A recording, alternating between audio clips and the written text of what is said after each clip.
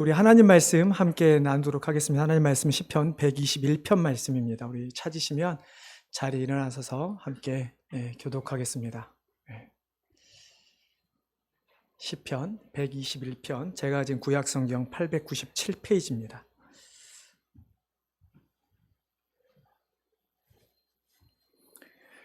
제가 먼저 읽겠습니다. 내가 산을 향하여 눈을 들리라. 나의 도움이 어디서 올까? 여호와께서 너를 실족하지 아니하게 하시며 너를 지키신 이가 졸지 아니하시리로다.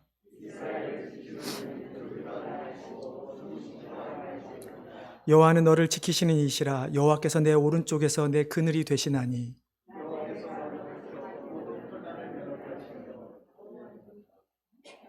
6절, 낮의 해가 너를 상하게 하지 아니하며 밤의 달도 너를 해치지 아니하리로다. 여호와께서 너를 지켜 모든 환난을 면하게 하시며 내 영혼을 지키시리로다. 아멘. 자리에 앉아주시기 바랍니다. 제가 한 번 더 기도하겠습니다. 하나님, 이 시간 우리가 정말 겸허히 하나님 앞에, 말씀 앞에 나아갑니다.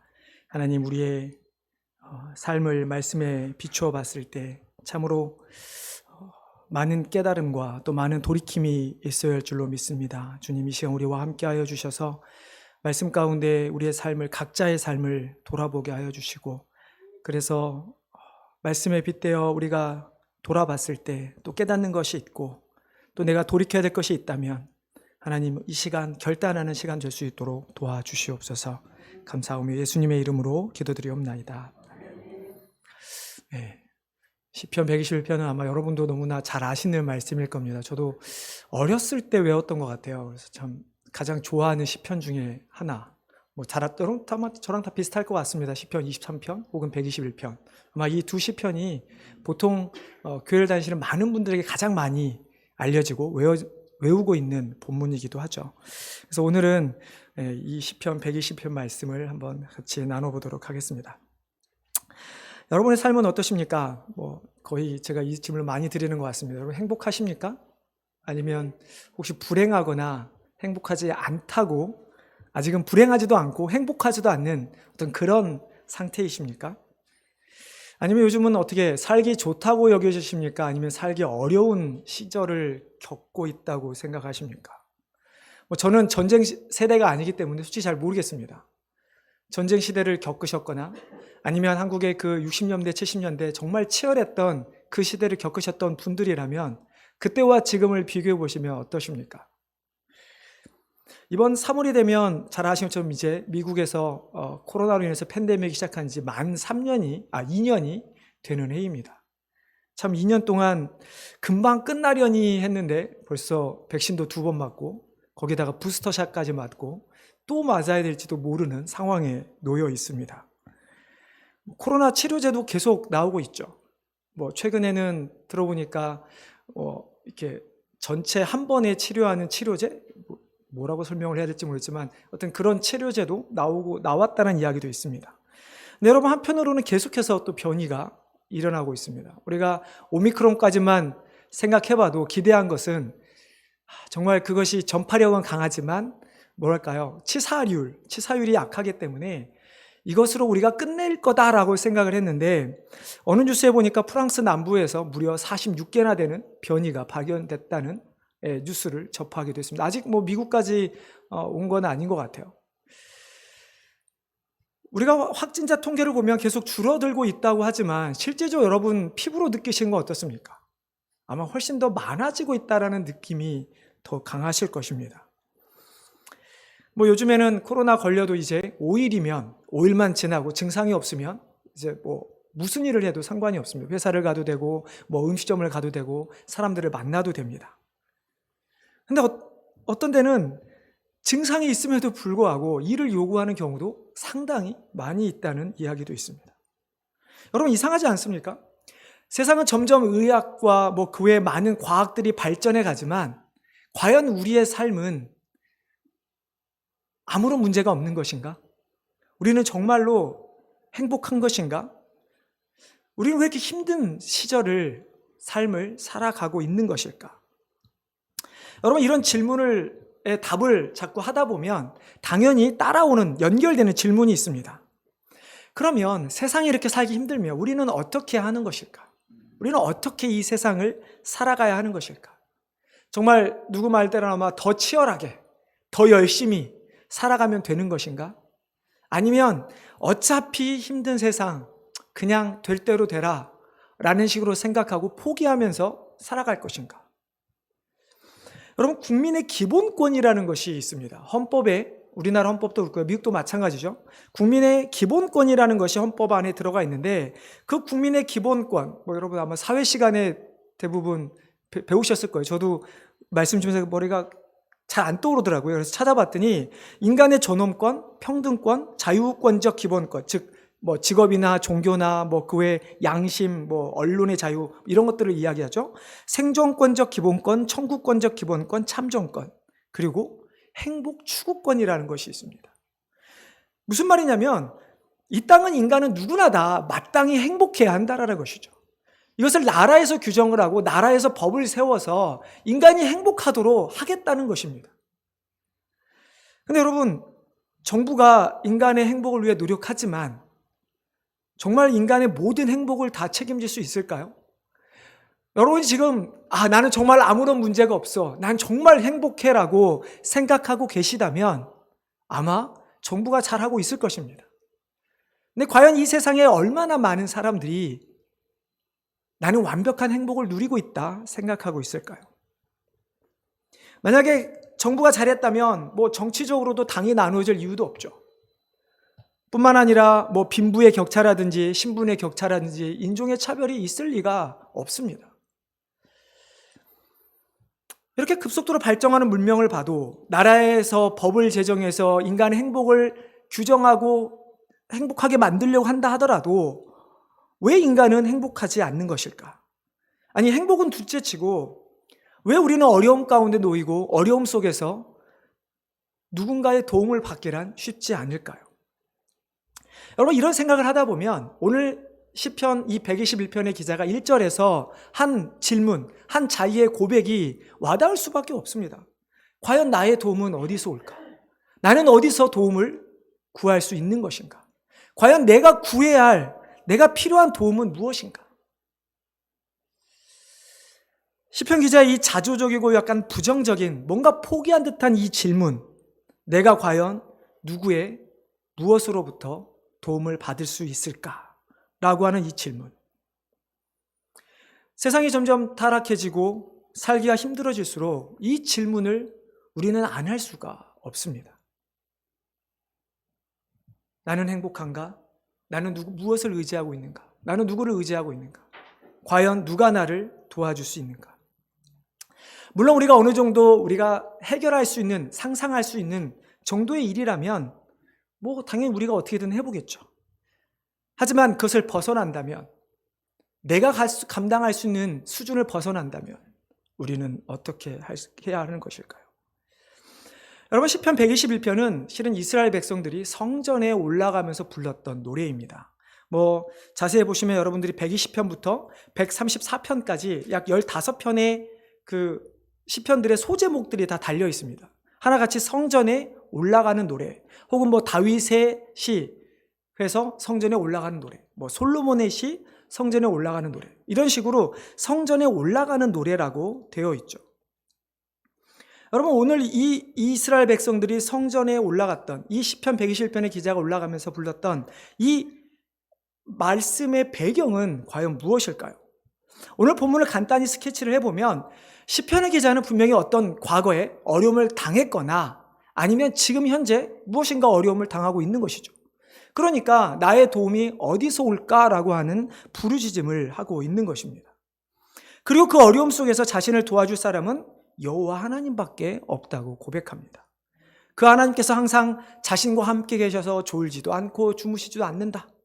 낮에 해도 밤에 달도 나를 생치 않도록 지켜주신다라고 고백을 하고 있는 것입니다. 그럼 여러분, 시편의 기자는 어떤 어려움을 당했을까요?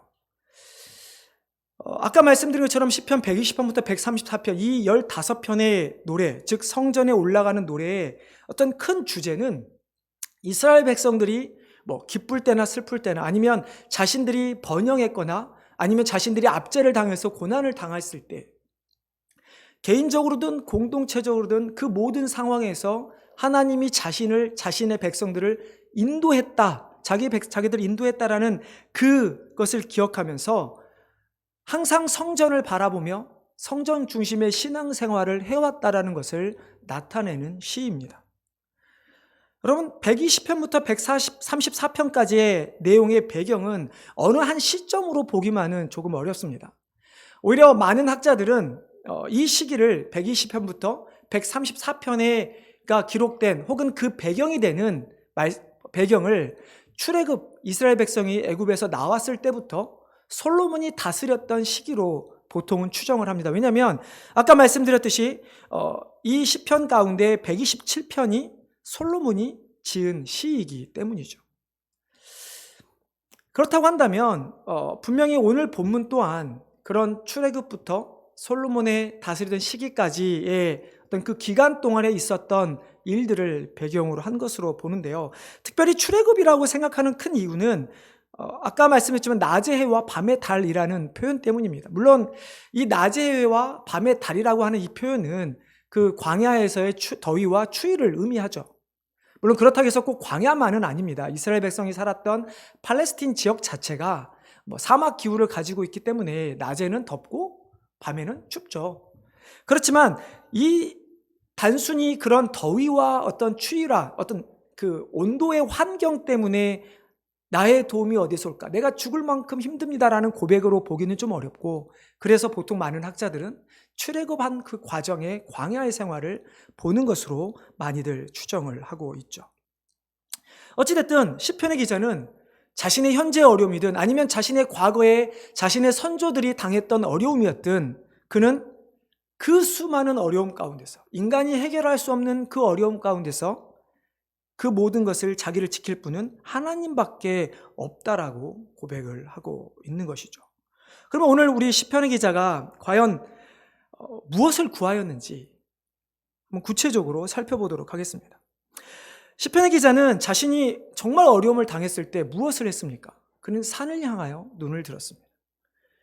여러분, 우리가 보통 어려움이 당하면, 사람들이 어려움을 당하면 어떻게 합니까? 저도 곰곰이 생각해 보니까 사람들은 어려움을 당하면 주로 옆을 이렇게 주위를 둘러보거나 아니면 땅을 쳐다봅니다.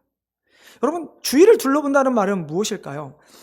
내가 이 어려움 속에서 어떻게 도움을 받아서 해결할 수는 없을까? 나를 도와줄 수 있는 사람은 없을까? 나를 도와줄 수 있는 무엇은 없을까? 라고 우리는 주위를 둘러봅니다. 그리고 정말 이 도움을 해결받기 위해 그 도움을 손길을 찾아보려고 노력합니다. 근데 여러분, 주위에 아무것도 없을 때 어떻게 됩니까? 결국 땅을 바라보며 낙심할 수밖에 없는 것이 우리 사람인 것이죠. 그런데 시편의 기자는 그는 산을 바라봅니다. 물론 학자들은 이 산을 단순히 뒷동네에 있는 산이 아니라 예루살렘에 있었던 신의 산, 즉 성전이 있었던 신의 산이라고 이야기를 하죠. 이것은 결코 틀린 말은 아닌 것 같습니다. 왜냐하면 솔로몬이 성전을 짓고 난 이후에 하나님께 봉헌 기도를 드리는 것을 여러분 잘 아실 것입니다. 열왕기상 8장에 나오는데요. 솔로몬의 기도를 잘 보면 하나님께서 자기에게 그 이스라엘 백성들에게 주신 언약을 생각하면서 기도를 합니다. 제가 두 구절만 읽어드리겠습니다. 열왕기상 8장 29절 30절의 말씀인데요. 주께서 전에 말씀하시기를 내 이름이 거기 있으리라 하신 곳, 곧 이 성전을 향하여 주의 눈이 주야로 보시오며 주의 종이 이곳을 향하는 비는 기도를 들으시옵소서. 주의 종과 주의 백성 이스라엘이 이곳을 향하여 기도할 때 주는 그 간구함을 들으시되 주께서 계신 곳 하늘에서 들으시고 들으시사 사하여 주옵소서. 솔로몬은 성전에 하나님이 계시겠다, 나의 이름이 내가 그곳에 있게 하겠다, 내가 그곳에 있겠다 하는 것을 기억을 했습니다. 그리고 성전을 짓고 난 다음에 하나님께서 이 성전에 계시오니 이 성전을 향해서 기도하는 모든 사람들, 이스라엘 백성들 뿐만이 아니라 이방인들조차도 하나님을 믿고 성전을 향해 기도할 때 그들의 기도를 들어주시옵소서. 아마 시편의 이 120편 기자는 이 솔로몬 왕이 드렸던 이 기도를 잘 알고 있었던 것 같습니다. 그래서 그는 정말 내가 나의 도움이 어디서 올까? 내가 이 환난을 어떻게 이겨낼 수 있을까? 그럴 때 그는 성전을 바라본 것입니다. 결국 시편의 기자가 산을 향하여 눈을 들겠다라고 하는 이 표현은 단순히 뒷산에 있는 산을 바라보는 것이 아니라 성전이 있는 산을 바라보고, 특별히 그 성전 안에 계시는 하나님을, 이스라엘 백성을 인도하셨던 그 하나님을 바라보겠다라고 하는 고백의 표현인 것이죠.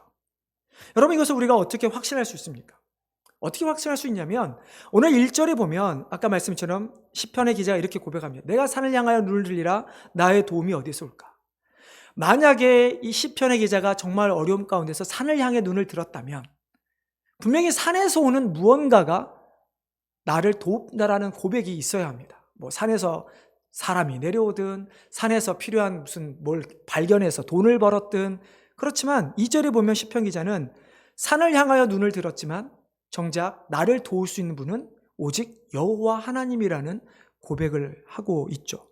그렇기 때문에 시편 기자는 성전이 있는 산을 향하여 눈을 들었고 특별히 그 성전에 계시는 하나님을 바라본 것이라고 우리는 확신할 수가 있는 것이죠.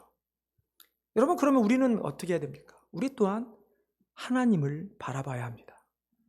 단순히 뭐랄까요, 우리가 예배 자리에 나오거나 아니면 어떤 특별한 경우에 어떤 상황에서 필요할 때 내가 하나님을 바라보는 것이 아니라 우리의 삶 자체가 하나님을 바라보는, 하나님을 향하는 삶이 되어야 하는 것이죠.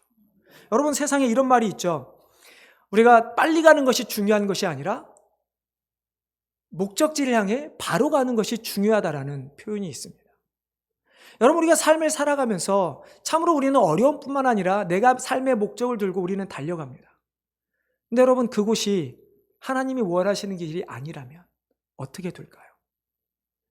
그렇기 때문에 단순히 시편의 기자가 말하는 내가 어려움 가운데 눈을 들어 하나님만 바라볼 것이 아니라 우리는 내가 하나님께서 허락하신, 준비하신 그 길을 가지 않고 다른 길을 간다면 그것은 우리에게 환난이 되는 것입니다.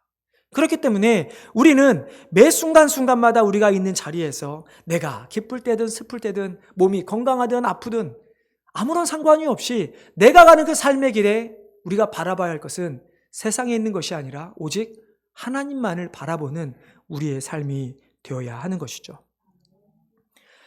그렇다면 시편의 기자는 자신을 도우시는 하나님에 대해서 어떻게 도우시는지 그 확신을 어떻게 가지고 있을까? 여러분, 우리 3절부터 6절 말씀 한번 같이 읽어보도록 하겠습니다. 3절 6절입니다. 자, 시작.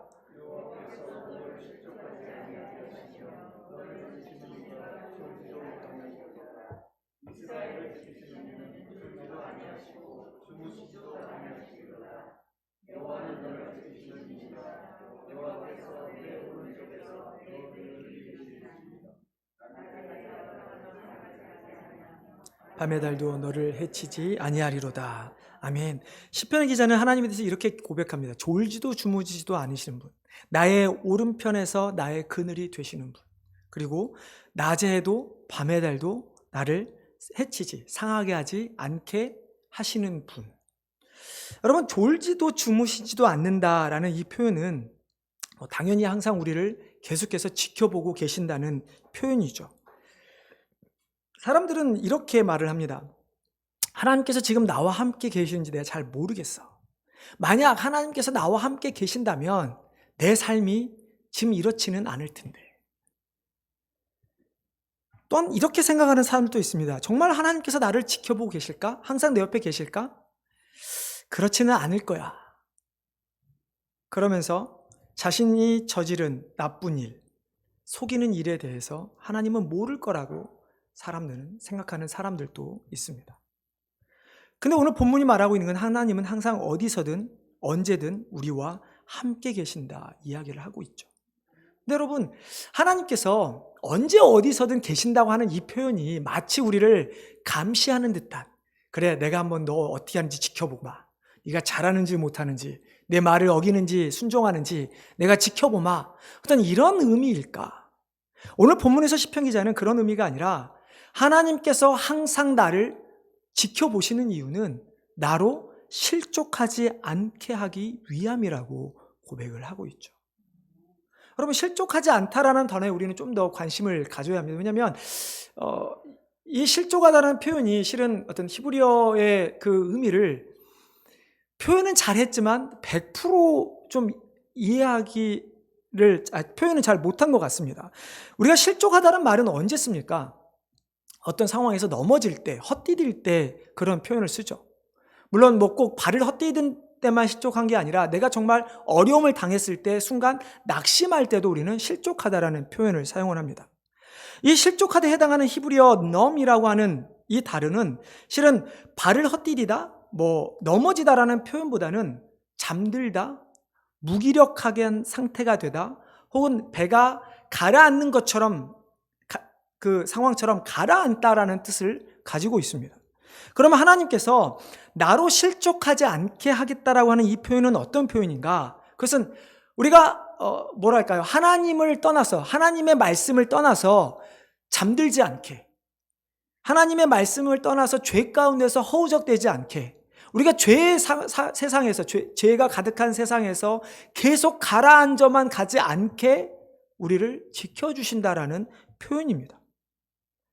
그렇기 때문에 실족하지 않게, 항상 우리를 지켜보시면서 실족하지 않게 하겠다라고 하는 이 표현은 단순히 우리를 살펴보시면서 우리의 어려움만을 해결하시는 분이 아니라, 하나님은 하나님의 백성들의 죄의 문제를 해결해 주신다라는 표현이죠.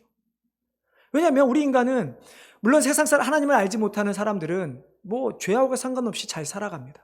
그러나 하나님을 믿는 성도들은 우리는 영적으로 깨어 있어야 하는 자들입니다.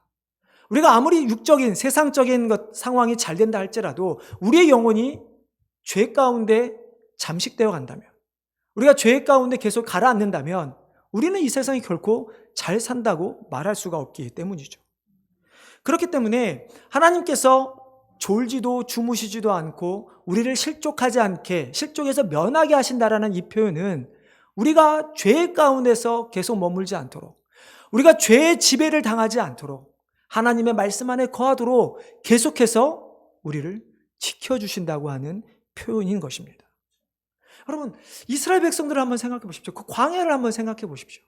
이스라엘 백성들이 하나님께 원망했던 것은 무엇입니까? 나에게 먹을 것이 없습니다. 내가 마실 물이 없습니다. 내가 너무나 춥고 덥습니다. 나의 대적들이 나를 노리고, 전부 세상의 어떤 그런 필요에 대한 것들이었습니다. 그러나 하나님께서 그들에게 그러한 필요한 것들을 채워주시면서 단순히, 그래, 내가 너의 필요한 것을 채워주는 하나님이다라고 말씀하십니까? 하나님은 내가 너희의 하나님, 너를 인도하고 나의 백성으로 삼겠다고 하시는 하나님이신 것입니다. 하나님 백성이 된다라고 하는 의미는 단순하게 하나님의 백성으로서 이 땅에서 축복받는 것이 아니라 우리의 영적으로 우리가 모든 것에서 하나님께서 기뻐하시는 거룩한 자의 삶으로 돌아가는 것이죠. 두 번째로, 항상 나의 오른편에서 나의 그늘이 되신다라는 이 표현은, 우리가 오른편이라고 하는 단어는 성경에서는 그냥 단순하게 어떤 우리 사람의 입장에서 오른쪽이라는 표현보다는 무언가보다 더 강한 능력 있는 무언가를 표현할 때 이 오른쪽이라는 단어를 표현을 많이 씁니다. 그렇다고 한다면 하나님께서 하나님께서 어떤 사람보다 혹은 어떤 신보다 훨씬 더 강한 하나님이라는 것을 시편의 기자는 고백하고 있는 것이죠. 우리가 살아가면서, 여러분, 왜 이 시편의 기자가 하나님께서 나의 오른편에 계신다라는 이 표현이 정말로 우리에게 중요한 것인가? 이 표현은 결국은 오직 하나님만이 진정한 신이라는 것을 고백하고 있는 것입니다. 당시에도 여러분 아시겠지만 출애굽 당시에 이집트의 10가지 재앙, 그것은 실은 이집트 사람들이 애굽 사람이 섬겼던 신들을 대변하는 것들이었습니다. 그들은 많은 신들을 믿고 있었고 많은 신들을 가지고 있었습니다. 그러나 하나님께서 모세에게 그 10가지 재앙을 내리게 하시고 그 10가지 재앙을 좌지우지, 즉 패하기까지, 그러니까 무르도록 하시면서까지 그것을 보이신 하나님은 결국 어떤 하나님이십니까? 애굽에 있는 모든 신들보다 뛰어난 나라고 하는, 신이라고 하는 것을 보여주신 것입니다. 즉 오늘 시편의 기자가 하나님께서 나의 오른편에서 나의 그늘이 되신다라는 이 표현은 최고의 하나님께서 나를 지켜주신다라고 하는 표현인 것입니다. 마지막으로 낮에도 밤의 달도 나를 해치지 않는다. 여러분 이것도 같은 비슷한 표현이죠. 하나님께서 우리의 어떤 더위와 추위만 해결해 주는 분이신가? 아니면 그렇다고 우리에게 어떤 죄의 문제만 해결해 주시는 분이신가? 결국 이 두 가지 나로 실족지 않게 하시고 졸지도 아니하시고 또 낮의 해가 밤의 달도 나를 해치지 않겠다라는 이 표현은 단순히 죄의 문제도 아니고 그것을 넘어 우리의 영혼의 문제까지도 해결해 주신다는 것입니다. 우리 육체의 필요도 해결해 주시고 우리의 영혼의 문제도 해결해 주시는 그 하나님에 대한 고백을 시편의 기자가 하고 있는 것이죠. 그렇기 때문에 시편의 기자가 부르짖었던 그 하나님은 어떤 하나님이십니까? 2절의 말씀처럼 천지를 지으신 여호와 하나님이라 라고 하는 고백을 하고 있는 것이죠.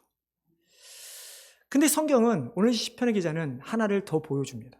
우리의 육체를 해결해 주신 뿐만 아니라 우리의 영혼의 문제를 해결해 주신 것뿐만 아니라 우리의 영혼에 대한 영원한 삶에 대한 문제까지도 해결해 주고 있는 것을 우리에게 보여주고 있죠. 여러분 우리 7절 8절 말씀 우리 다시 한번 같이 읽어보겠습니다. 7절 8절입니다. 시작.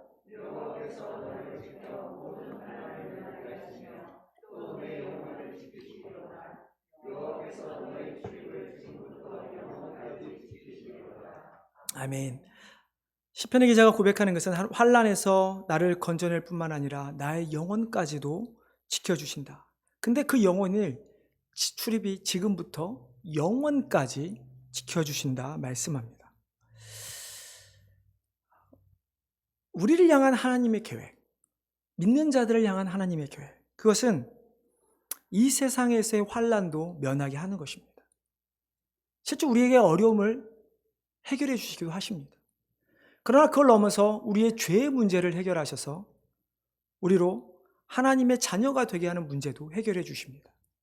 근데 단순히 우리가 하나님의 자녀로서 살아가는 이 세상에서의 제한된 기간 안에서만 우리를 인도하시는 것이 아니라 영원토록 영원한 환난 가운데서 우리에게 당하는 문제들을 해결해 주신다고 약속하신 말씀인 것이죠. 여러분, 이 약속의 말씀은 하나님께서 단순히 이스라엘 백성에게만 하신 것이 아니죠. 우리 인류를 향한 약속입니다.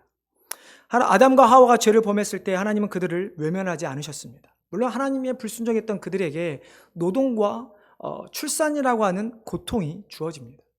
그러나 그럼에도 불구하고 하나님께서는 절대 그들을 버리지 않으시고 그들에게 중요한 약속을 주시죠. 그것이 무엇입니까?